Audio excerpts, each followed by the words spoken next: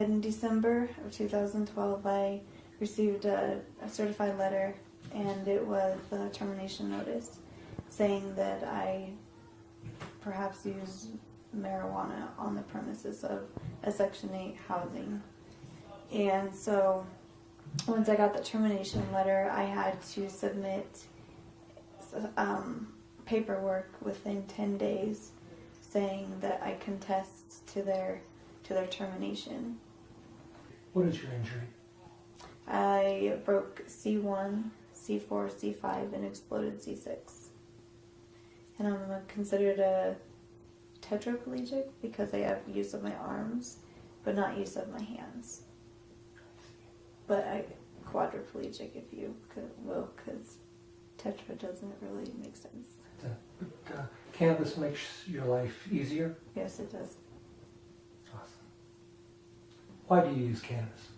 It helps with my pain. It helps slow my mind. It helps me be a better mom. It helps me focus on the things that needs to be. And my spasticity is gone. And when that's gone, I have more energy to put towards what my son, to keep up with him. I have more energy to keep up with him. I had gotten my red card by a doctor after being recommended cannabis for my medicine, and it works way better than the pain medicine that I'm prescribed by my doctor. So after I got my red card, I felt that, I was legal. It was legal in the state, and it did come out of pocket. It wasn't paid by my insurance company like my other narcotics are. And so they say to put every medical receipt and everything that you pay out of pocket in your receipts. So I turned them in, and I wasn't thinking at all when I did. So you turned in your receipts for your cannabis medication along with your other receipts for... Yeah, I turned in my cannabis receipts along with all of my medication receipts. I see. And that's when they had reason to believe that I was using marijuana on the premises, so that's why I received a termination notice. So they were going to kind of kick you out of your home? Yes. So I got a hold of the executive director there at the housing authority, and he told me that they would just proceed as I was doing before, and that they were still working on this with the new memorandum just released by the Department of Justice, with saying that it was a case-by-case situation with the housing authority regarding medical marijuana, since it was still federally illegal and a Scheduled I drug. Well, I called the executive director right away, and I talked with him. His name is Michael Reese, and I talked with him, and he said, to just keep proceeding as I was, and they would figure this out. And they weren't sure where they were going to go with this yet. And I then had a reevaluation at Craig Hospital, where I have to get reevaluated every 2 years to see how I'm doing, medically wise. And so after I called Michael and I talked with him, and he said that it was okay just to proceed as I was doing, I went to Craig Hospital and did my reevaluation, and then I was called up, and they had to go along with the protocol.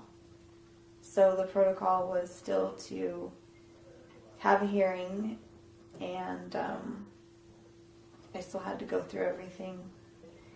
And then I had two things to worry about. I had to worry about every appointment I had to make, a reevaluation, plus where I was going to go or what I was going to do. And that's when Boulder Weekly contacted me, and Elizabeth Miller was so kind to drive up to Denver, where I was staying at Craig Hospital, and do an interview.